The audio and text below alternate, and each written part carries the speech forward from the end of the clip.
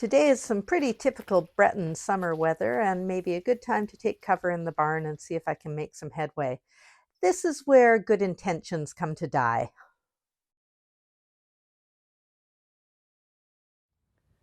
So I've never actually gone deep into this corner of the barn. It is very interesting, but there's a lot happening on the ground here and, snakes, rats, that kind of thing. But today is the day I'm going to brave it. So welcome to our barn. We are people who don't get rid of anything. We've got sticks and twigs we've been collecting off the ground to use for kindling, but it comforts me to know that we inherited this house from other people who don't get rid of anything, dating back decades or probably even a century. It's this wagon. I did some research and it's probably late 19th century. So we're talking maybe 125, 130 years old. So super cool. So this segment's probably going to be a lot of me going, I don't know what that is. It looks like something farmy. And so I'll start with this thing that looks like something farmy, but I don't know what this is. Some quick research tells me that this is actually a fanning mill, or fan à blé en français, that was used for separating wheat after harvest.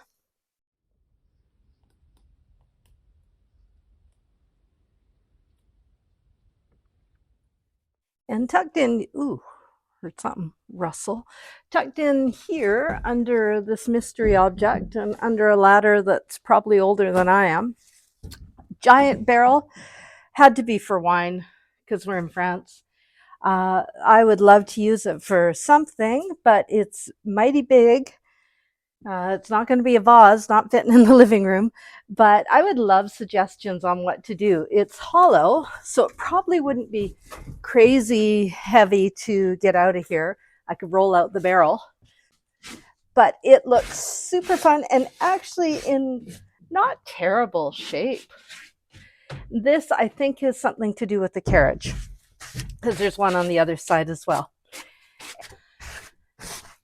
I can remember an episode of The Walking Dead where they all head off to the museum to get artifacts, including a carriage, because there's no cars anymore and no way to get around. So once again, as I keep saying, ready for the zombie apocalypse. Also some mystery pieces that probably aren't going to be good for much of anything and will unfortunately have to go to the scrap pile as we get down to the more useful and interesting pieces.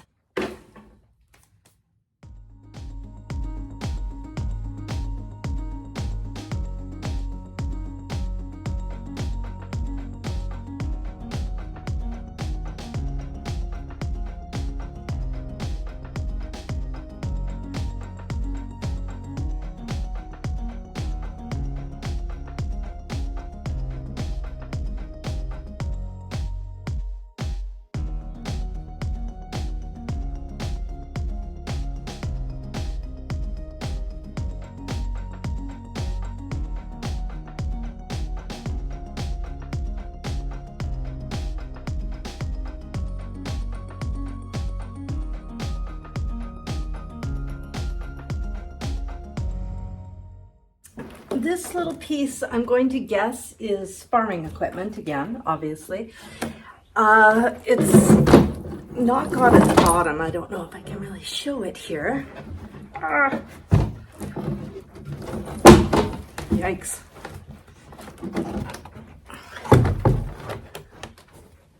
It's hollow at the bottom, so maybe not as a container, but it could actually be a planter. Yes. This may be one of my future planters. Restore the wood and good to go. Okay, that's one thing settled, but comments are welcome too.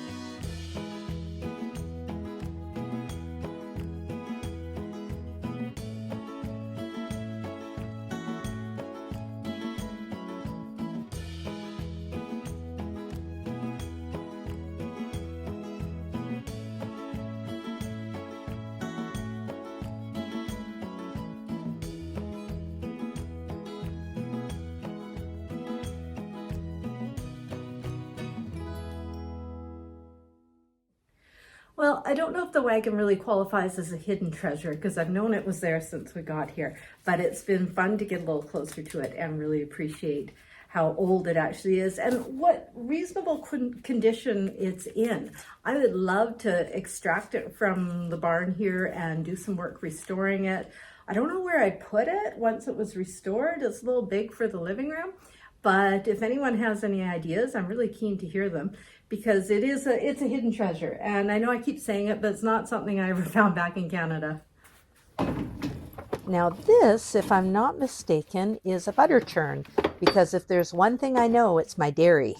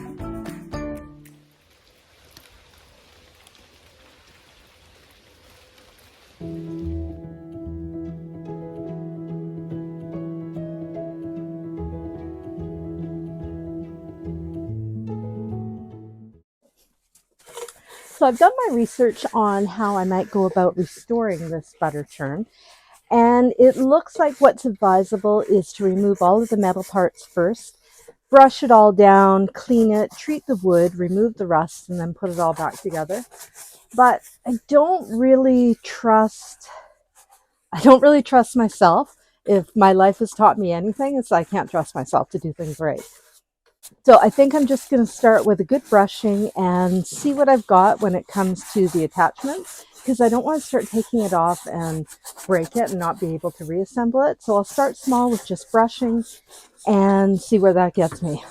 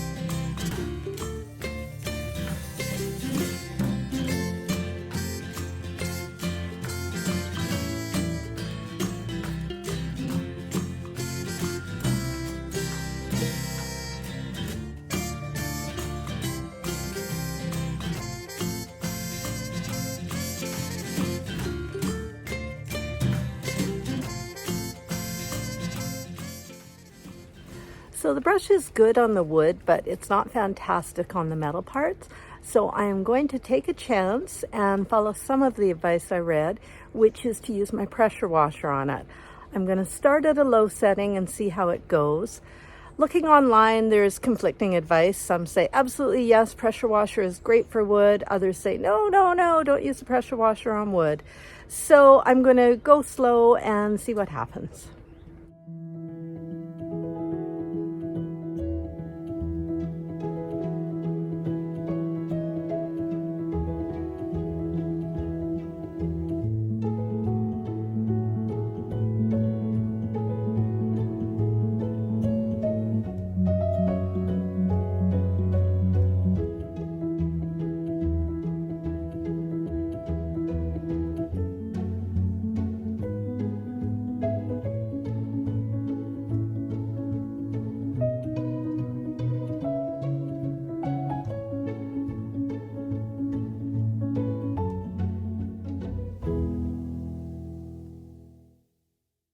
Next, I'm going to take some of the detached pieces and soak them in vinegar overnight to see if that loosens the rust. Before I go all in and go crazy and take the entire thing apart, I want to see if it's worth my effort.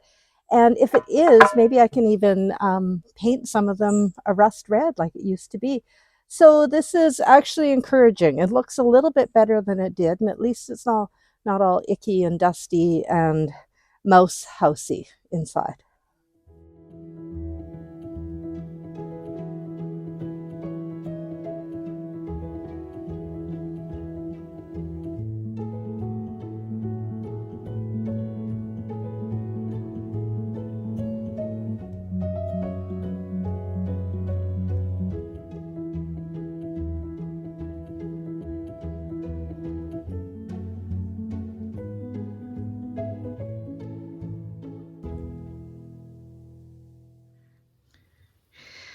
Well, next morning, and this definitely worked.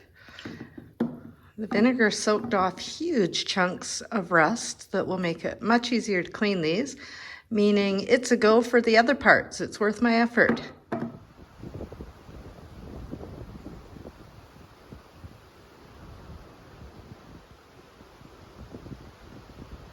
So I've taken the night to think about the butter churn. Now there's a sentence you don't hear much in the 21st century. And I think I'm going to try and convert it into an end table. I don't anticipate needing to churn butter in my near future, but it's a beautiful piece and I'd like to make use of it. Plus I actually do need somewhere to put my teacup beside my chair. So here I go. Because I'm completely incompetent, instead of a shot of Laurel using tools, you're being treated to a riveting view of Laurel's great big head with tools artfully visible in the background. What's happening behind the big giant head, though, is me realizing that I was completely delusional in thinking that I, with my little wrench and pliers, could be any match for 130 years of rust. Those bolts are staying firmly where they are, so I'm quietly moving on to plan B, which is to just leave them alone and work around them. Plan B is kind of on brand for me.